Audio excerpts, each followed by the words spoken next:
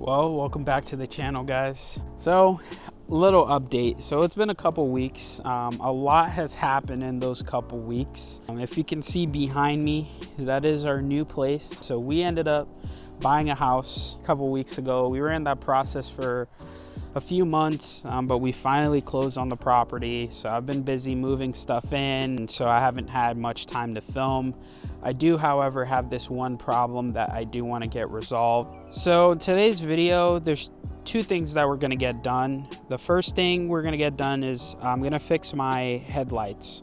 So these headlights are dial dynamic sea lights and halos, and I've wired them up. As you can see, the passenger side's not working. I've had a lot of issues with these lights, with the connectors failing. So what I'm gonna do is I'm gonna rewire them completely.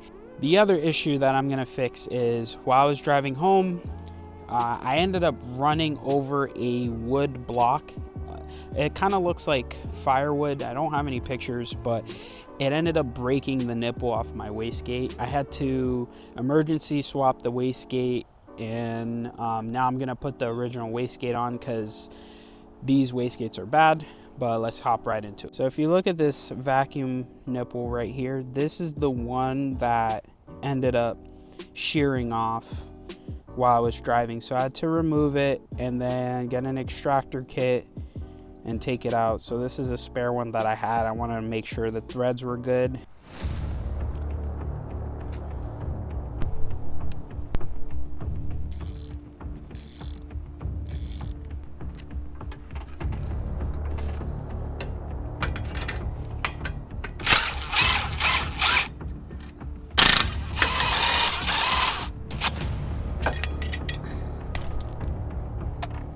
So the reason why this wastegate is bad is because it is kind of stuck open. So when I did a boost leak test on this, the flapper on the inside was not fully closing, and I think it's because this is kind of wedged in there, so the flapper can't properly seat. Since we had to move into this house and the lender had to make us demo this shed that was so-called unsafe, I don't have anywhere to store my tools, so I am forced to store them in the Forester, which, if you guys know, that poses a significant issue because Forester is technically the project car, and that's the car that I've been working on to try to get back on the road because the engine blew.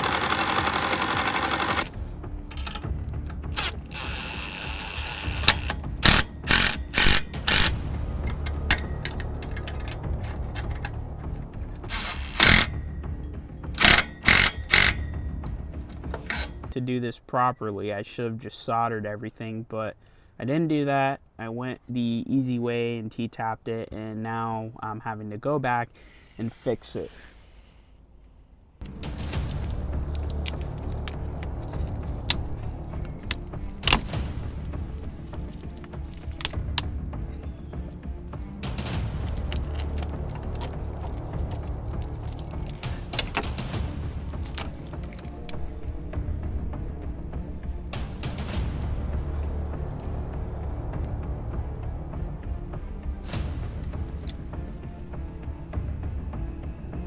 So this is what we're going to be using for our electrical wiring operation. So this should give us a better seal on the wires and a better connection. This is not sponsored by anybody, but I just got this off Amazon. Let's see if it works.